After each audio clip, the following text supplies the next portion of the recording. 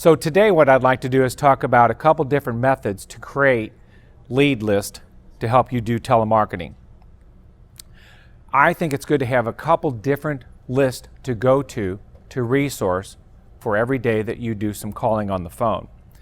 So one list should be, if you're attending networking meetings, you should probably create a separate list of all the people you meet at networking meetings to call back and touch base with them.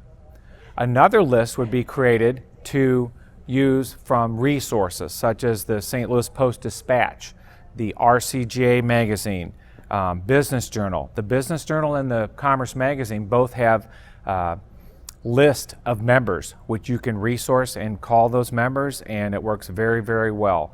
Chamber members, if you belong to a chamber, that is a great resource, and St. Louis has some pretty large chamber groups. I've done calling myself into chamber groups. Some of them have lists of 400 to 500 members, so that's a great resource.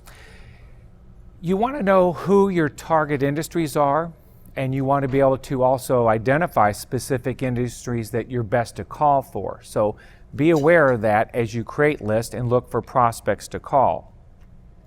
Also, an area would be to find a comparable salesperson in your industry and trade leads. So for instance, if you offer IT services, you might try to find a salesperson at another company who sells software and get together with him. You're both targeting probably IT directors at companies.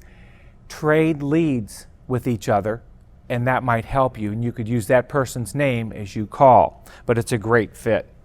Also, we don't do this enough, but ask people for referrals.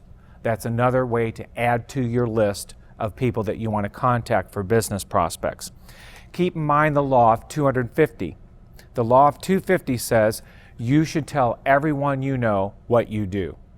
So tell your lawyer, your accountant, your dentist, your doctor, your bank teller, your banker, your friends and family, your barber, the hair salon person, your dog groomer. Everyone you know should know what you do, because each one of those individual people within a year will come across probably 250 people that they know and could share your business, what you do with your service or product. So that's another way to create leads.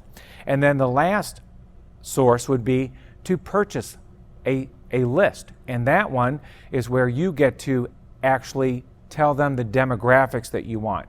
You might want a list of a company that's 500 million or less, or 100 to 200 million.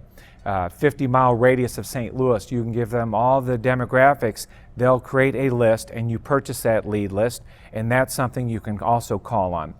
Pricing for those lists can start out around 46 cents per company name, under 1,000.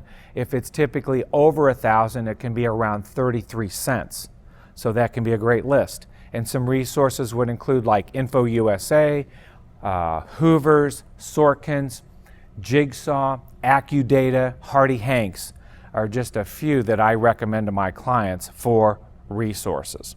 So that will help you to come up with different leads for lists of companies and names that you can contact.